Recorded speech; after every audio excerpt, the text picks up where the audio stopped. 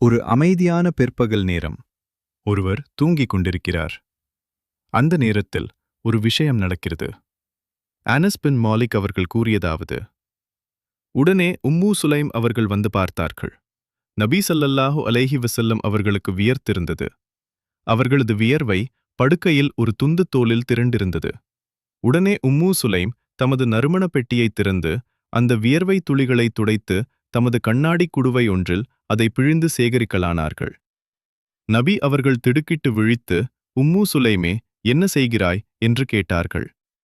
அதற்கு அவர், அல்லாஹ்வின் தூதரே, அதன் வளத்தை எங்கள் குழந்தைகளுக்காக எதிர்பார்க்கிறோம். அதனால் தான் அதை சேகரிக்கிறோம் என்று கூறினார்கள். நபி ஸல்லல்லாஹு அவர்கள், நீ செய்தது சரிதான் என்று சொன்னார்கள்.